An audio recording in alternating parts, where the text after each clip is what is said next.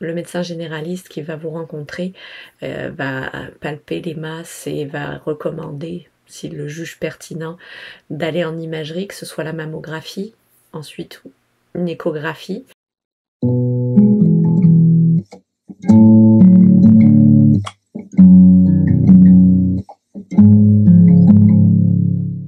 Bonjour à tous, je suis contente de vous retrouver dans cette série de vidéos intitulée Au pays d'Aglaé et du cancer. Aujourd'hui, ce dont on va parler, c'est l'attente du diagnostic, les différents examens, tout ça, voir comment on peut s'aider là-dedans, parce que c'est une des parties les plus grosses à passer, on va dire. Certains diront même que c'est le plus dur. J'ai envie de dire oui puis non, parce que le trajet après, le chemin peut rester encore long.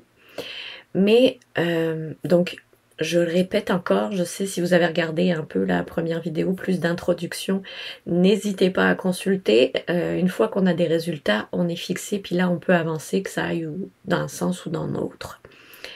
Demander à faire les examens, ça va être des imageries souvent. En fait, d'abord, le médecin généraliste qui va vous rencontrer va palper les masses et va recommander, s'il le juge pertinent, d'aller en imagerie, que ce soit la mammographie, ensuite une échographie.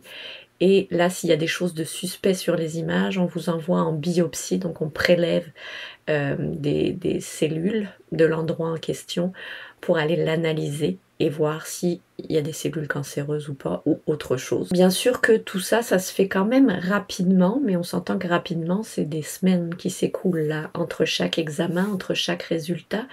On peut se demander comment on fait pour attendre 1 semaine, 2 semaines, 3 semaines, les résultats après chaque examen, surtout que dans notre tête, on dit comme « Ok, on va me dire qu'il n'y a rien.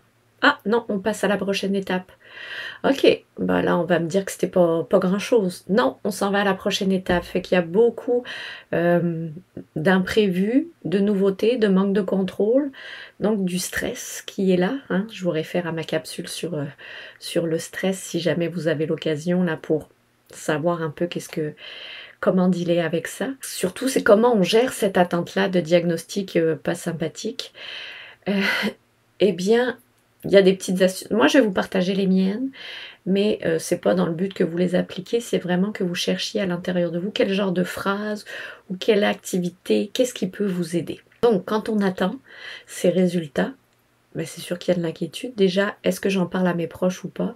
Si oui, à quels proches je vais en parler pour recevoir du soutien, trouver des oreilles attentives, me sentir reçue, écoutée, ça c'est important. Donc je suis pas obligée de l'annoncer à tout le monde parce qu'on ne sait pas de toute façon s'il y a quelque chose ou pas, mais trouver les bonnes personnes pour nous, ça va être aidant.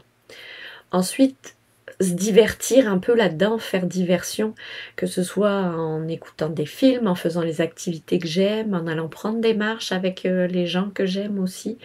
C'est important de continuer à vivre et à s'aérer l'esprit pour pas toujours être focus sur la menace et se dire « Oh mon Dieu, qu'est-ce qui s'en vient ?» Parce que de toute façon, on ne sait pas. Et puis, je sais que c'est facile à dire, mais difficile à faire, de « Oh, prends ça relax, tu verras bien ». Oui, quand on le vit, il y a un bouillonnement intérieur, c'est normal.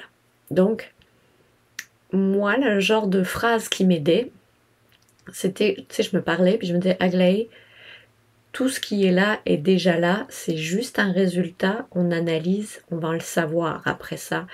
Puis là, on pourra faire de quoi. Mais pour l'instant, t'es pas différente d'hier, t'es pas différente de demain non plus. Tout est déjà là.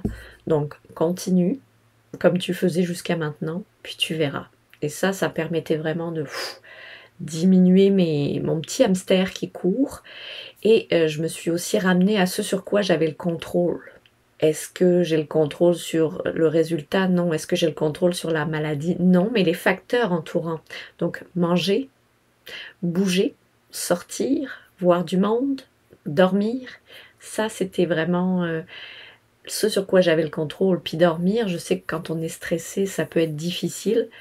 Mais pareil, je déposais le problème un peu sur la table de chevet en me disant « Regarde, j'y penserai demain. Là, pour l'instant, ce que je peux faire, c'est me reposer pour être en forme le plus possible pour affronter éventuellement ce qui s'en vient. » Donc j'espère que ces petits trucs vont vous aider. N'hésitez pas à commenter si vous avez d'autres trucs pour gérer l'attente. Et puis partagez, commentez, abonnez-vous. En tout cas, je vous retrouve pour une prochaine vidéo et allez voir aussi celle sur le stress. Ça peut être aidant pour vous. Bye!